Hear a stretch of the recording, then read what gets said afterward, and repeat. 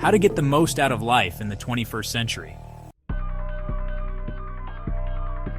You can't get out of bed, but why should you? What's rushing you out of bed in a world where people are already lying in bed and connected through their laptops to their meetings? What's the point of getting up?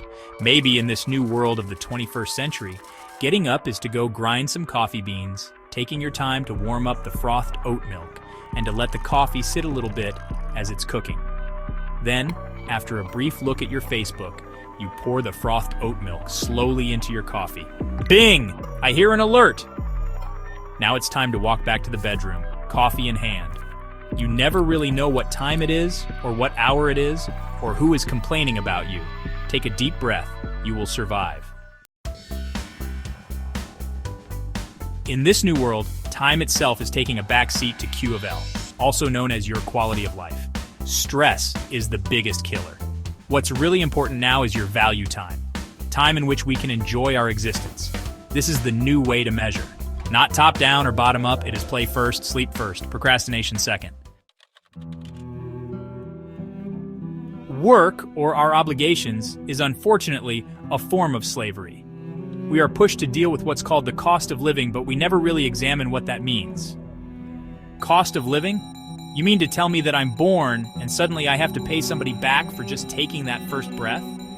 Well, according to the government, the immense accumulation of national debt means that every child born today is saddled with over $175,000 of debt.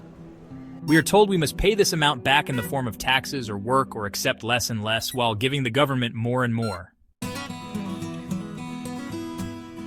I propose that we flip this on its head and realize that the goal should be to make a world in which nobody works. That's right, I said it. Call me lazy. I don't care, and with a little bit of persuasion, I am going to show you how you can also care less, even less than I. Call me the anti-motivational speaker.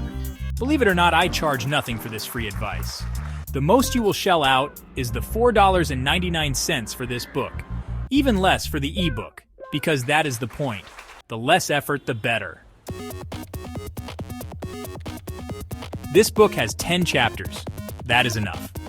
And I'm only going to ask you to read the first 3 chapters. Lazy and non-committed is the first test. Leaving this book around your bedroom. Ignoring it and letting dust settle on it is the goal. If by chance you have the urge to pick it up, please resist. Do it tomorrow or the next day. The value in this book is your avoidance and procrastination. Embrace those values. If you get pushback, just remind those overachievers that people millions of years ago did not read books, and they survived. I know you want me to feel guilty for saying it as if I should feel guilty. If I told you that there's a little child in some factory in some developing country that has sifted through charcoal dust to find old parts for some electronic gizmo, don't make me feel guilty that I might want to buy that piece of technology later and look the other way. Some children do slave labor. The iPhone is built in China that way. You don't seem to lose sleep over this. The point is, it is not any different that I'm an adult, 50 years older than this kid, and we have to do the same thing, except what are we sifting through little things so that we can pay up our debt to the billionaire class?